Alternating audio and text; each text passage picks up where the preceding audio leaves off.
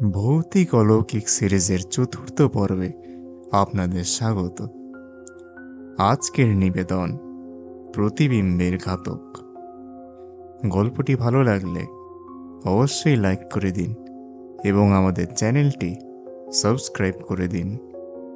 তাহলে হেডফোন কানে নিন আর শুনতে থাকুন আজকের গল্প প্রতিবিম্বের ঘাতক।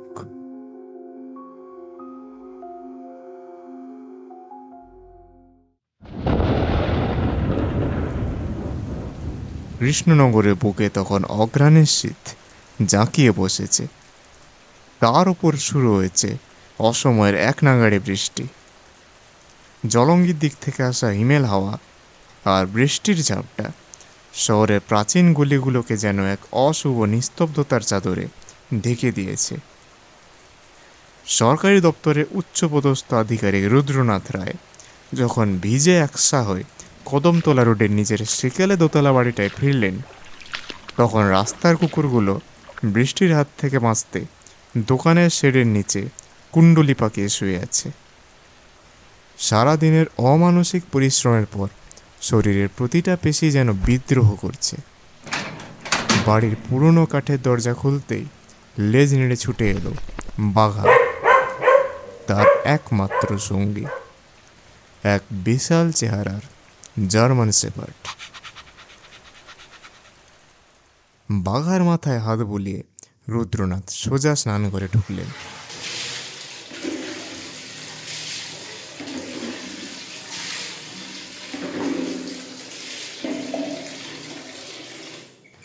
উষ্ণ জলে স্নান সেরে শরীরের ক্লান্তি কিছুটা দূর হওয়ার পর রান্নাঘরে গিয়ে সামান্য কিছু খাবার তৈরি করলেন। ভাত আর ডিমের ডালনা। একাকী জীবনে এর চেয়ে বেশি আর কিছু জুটবে না। খাওয়া শেষ হতে না হতেই বাঘার অস্থির পায়চারি শুরু হলো। রাতের স্বভাব মতো তার মূত্রত্যাগের প্রয়োজন। রুদ্রনাথ সদর দরজাটা খুলে দিলেন আর বাঘা বাইরের বাগানের অন্ধকারে মিলিয়ে গেল। দরজাটা সামান্য ভেজানো রইল। রুদ্রনাথ বসার ঘরে এসে ক্লান্ত শরীরটা সোফায় এলিয়ে দিলেন। হাতে তুলে নিলেন রিমোটটা। টিভি খুলতেই খবরের চ্যানেল। স্ক্রিনে তখন লাল হরফে ব্রেকিং নিউজ জ্বলজ্বল করছে। খবরের সঞ্চালকের গলাটা কেমন যেন অস্বাভাবিক গম্ভীর। আজকের বিশেষ খবর, শহরে এক সাইকোপ্যাথ সিরিয়াল কিলারের প্রবেশ। গত 48 ঘন্টায় 3টি নৃশংস খুন। পুলিশের তরফ থেকে রেড অ্যালার্ট জারি করা হয়েছে।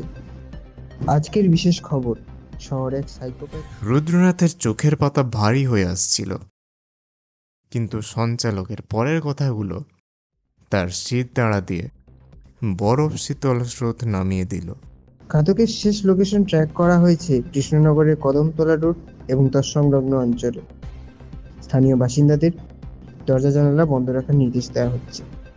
আজকের বিশেষ খবর, শহরে এক সাইকোপ্যাথ সিরিয়াল কিলারের প্রবেশ। গত 48। কদমতলা রোড, রুদ্রনাথের নিজের রাস্তা। এক ছটকায় সোফা থেকে লাফিয়ে উঠলেন তিনি। বাইরে ঘুটঘুটে অন্ধকার। বাঘা কি ঢুকেছে? রুদ্রনাথ তড়িঘড়ি ছুটে গিয়ে সদর দরজাটা সশব্দে বন্ধ করে ভারী লোহার খিল তুলে দিলেন। বাঘা ততক্ষণে ভেতরে ঢুকে পড়েছে ঠিকই, কিন্তু সে যেন কোনো অচেনা গন্ধ পেয়ে সোজা দোতলা সিঁড়ির দিকে ছুটে গেল। কয়েক মুহূর্ত সব চুপ। রুদ্রনাথ ভাবলেন হয়তো তার ভয়টা অমূলক, কিন্তু ঠিক তখনই দোতলার কাঠের মেঝেতে একটা ভারী জুতোর শব্দ শোনা গেল।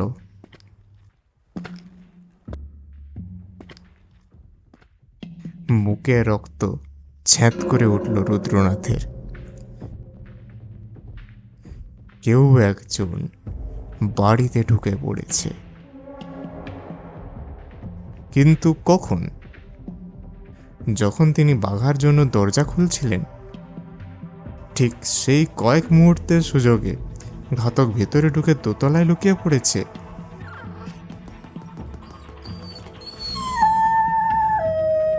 হঠাৎ দোতলা থেকে বাঘার এক তীক্ষ্ণ যন্ত্রণাকাতর আর্তনাদ শোনা গেল। তারপর একটা ভারী কিছু আছড়ে পড়া শব্দ, এবং সব চুপ। যে কুকুরটা পাড়ার ত্রাস, তাকে শেষ করতে ঘাতকের এক মুহূর্ত লাগলো না।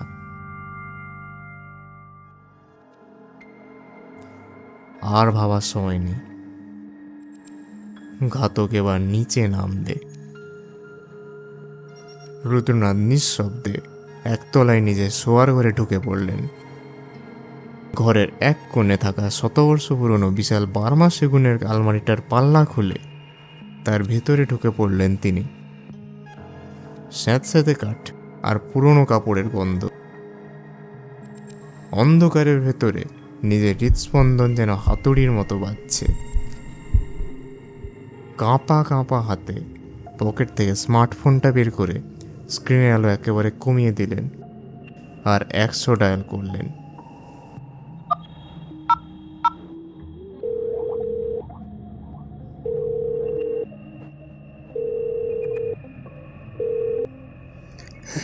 হ্যালো পুলিশ, আমি কদমতলা রোড থেকে রুদ্রনাথ বলছি।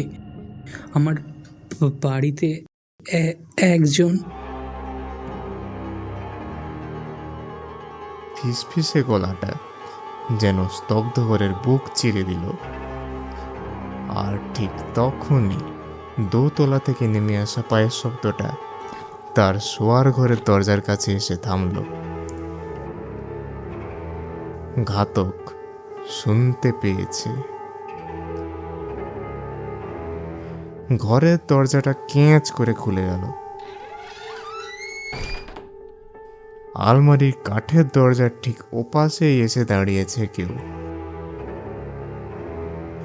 একটা ভারী শ্বাস প্রশ্বাসের শব্দ শোনা যাচ্ছে। রুদ্রনাথের মনে হলো তার শ্বাস আটকে আসবে। ধীরে ধীরে চরম এক আতঙ্কের মধ্যে আলমারির পাল্লাটা সশব্দে খুলে গেল। ঘরের আবছা আলোয় রুদ্রনাথ দেখলেন ঘাতককে। তার এক হাতে রক্তমাখা একটা ভারী রেঞ্জ, আর অন্য হাতে বাঘার নিথর দেহ। কিন্তু ঘাতকের মুখটা দেখে রুদ্রনাথের হৃৎপিণ্ড চিরতরে স্তব্ধ হয়ে যাওয়ার মতো উপক্রম হলো। ঘাতকের মুখটা অবিকল রুদ্রনাথের মতো, যেন এক নিখুঁত আয়নার সামনে বসে আছেন তিনি। ঘাতক রুদ্রনাথের দিকে তাকিয়ে এক পৈশাচিক হাসি হাসল। তার গলা থেকে যে স্বর বেরোলো তা রুদ্রনাথেরই স্বর।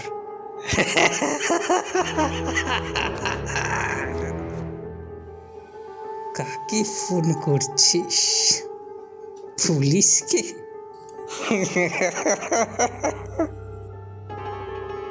ঘাতক এক পায়ে গিয়ে এলো। তুই কি সত্যি ভুলে গেছিস যে তুই আজ অফিস যাসনি?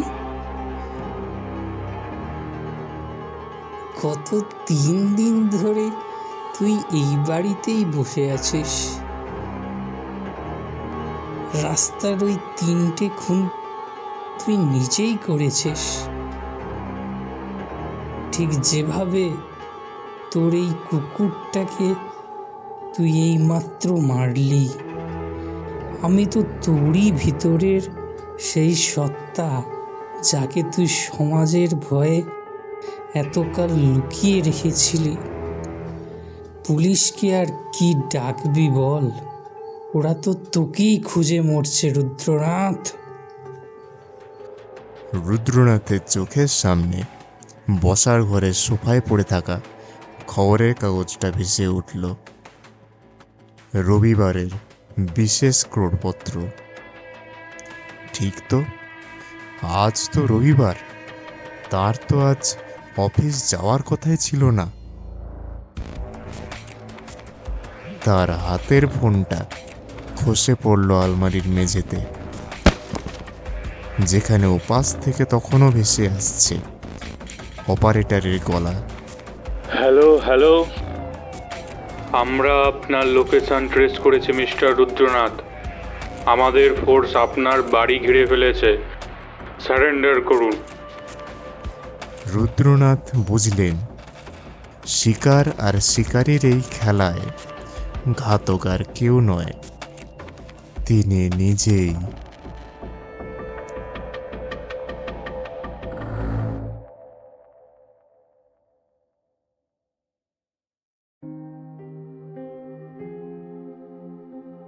শুনছিলেন প্রতিবিম্বের ঘাতক, গল্প পাঠে আমি কেতন ভূঁইয়া।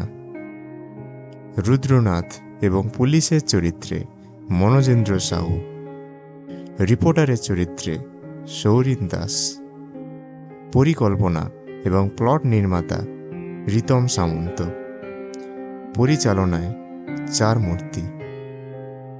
শেষ হলো আজকের নিবেদন প্রতিবিম্বের ঘাতক। গল্পটি ভালো লাগলে অবশ্যই লাইক করে দিন এবং আমাদের চ্যানেলটি সাবস্ক্রাইব করে দিন। ধন্যবাদ।